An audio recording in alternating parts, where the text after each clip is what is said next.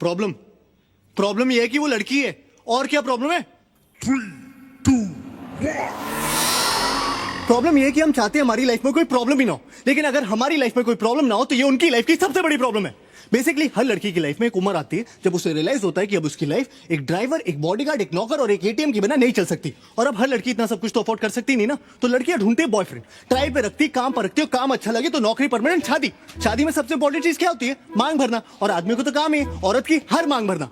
अबे नौकरी जाने का पेपर वर्क भी खत्म नहीं होता, लड़की गायब। ऑफिस वाले इतनी जल्दी आई कार्ड नहीं मांगते जितनी जल्दी ये तलाक मांगती है। बेसिकली अगर एक बार भी लड़की को पर्स में हाथ डालना पड़ गया यानी गायब। पर्स में तो इनके मिस्टर इंडिया वाली घड़ी रखी होती है, साला हाथ डालो गायब।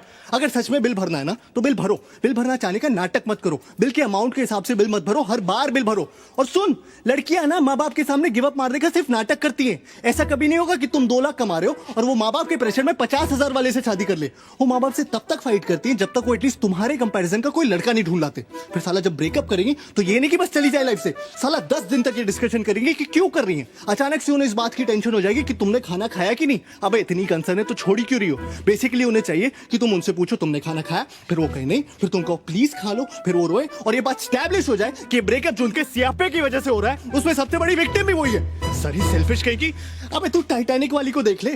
चल माना कि लकड़ी पे एक आदमी के फिट होने की जगह थी तो 15-15 मिनट की बारी नहीं ले सकते थे? ठीक है तुम्हें पहले चढ़ने दिया, इसका मतलब है चढ़ के सो जाओगी, मस्त में नींद पूरी करके उठी। अबे तुमने ये कैसे डिक्लेयर कर दिया कि वो मर गया? तुम डॉक्टर हो, तुमने उसकी नब्ज चेक की, नहीं बेहोश भी तो हो सकता था। नहीं गुड मॉर्निंग बेबी नहीं बोला मतलब मर गया, नीचे फेंक के चली गई। साला सोने से पहले बात करनी है, उठने के बाद बात करनी है। भाई दिन पूरा नहीं पड़ता क्या कि आदमी सोने से पहले 2 मिनट चैन से लेट नहीं सकता क्या?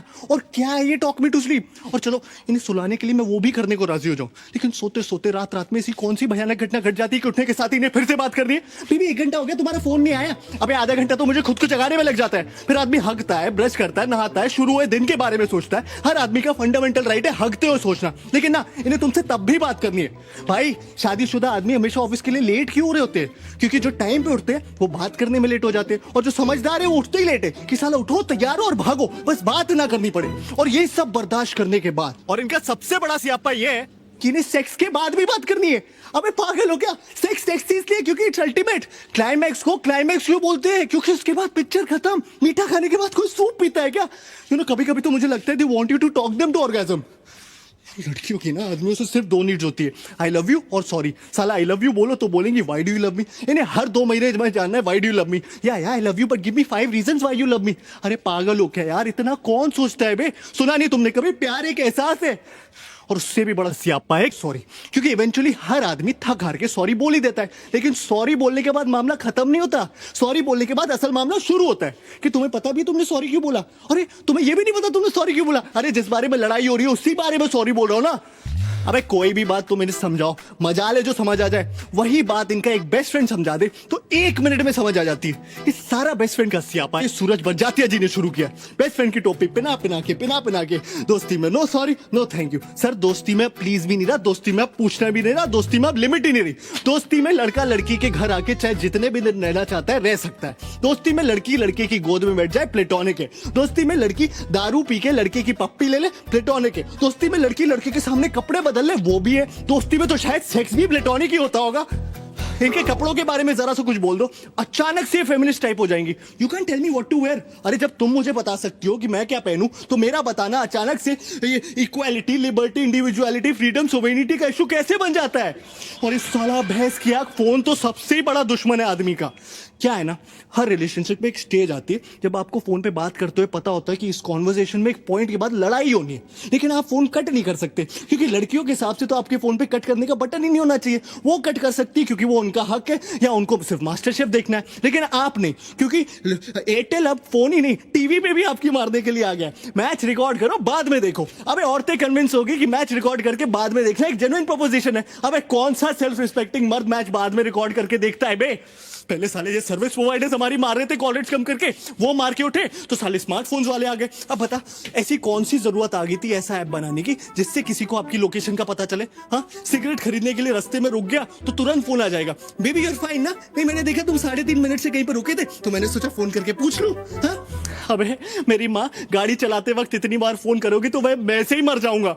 साला ये आदमी मर भी रहा हो ना तो भी शायद नहीं ये चाहिए कि बेबी मैं फोन करके बताता हूँ बेबी मैं मर रहा हूँ, वो यमराज लेने आ गए, ठीक है? तब भी इन्हें इस बात की परवाह नहीं होगी कि आदमी मर रहा है। तब भी पूछेंगे कहाँ मर रहे हो, कैसे मर रहे हो, अरे तुमने बताया नहीं तुम्हारा आज मरने का प्लान था, और कौन कौन साथ में मर रहा है, अच्छा अब तुम उसके साथ भी मरने लगे।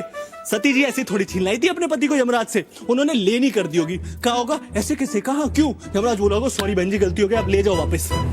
एक तो हर लड़की का स्यापा है कि आई लव सरप्राइजेस, जबकि असल बात यह है कि women hate surprises, they just love the opportunity to pretend to be surprised. उन्हें पता होना चाहिए कि तुम कोई सरप्राइज प्लान कर रहे हो, उन्हें पता होना चाहिए कि क्या सरप्राइज प्लान कर रहे हो, लेकिन तुम्हारे थ्रू नहीं, किसी और के थ्रू। फिर उनकी असली खुशी इस बात में छुपी होती है कि उन्हें सरप्राइज पता होते हुए भी तुम उनके पास जाओ और चिल्लाओ सरप्राइज, और उन्हें ओ करने का मौका मिल जाए।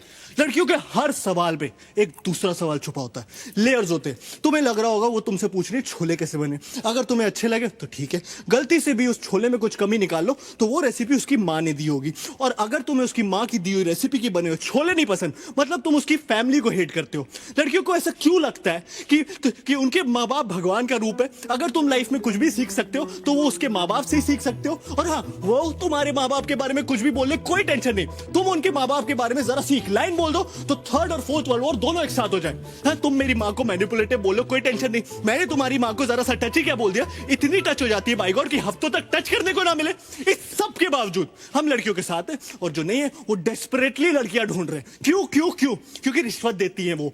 Bribe is an institution started by women, क्योंकि इनके पास जो देने को रिश्वत है वो कभी खत्म नहीं होने वाली, और हम साले रिश्वतखोर अपनी मराए जा रहे हैं। इससे तो अच्छा साले अपने हाथ से शादी कर लो।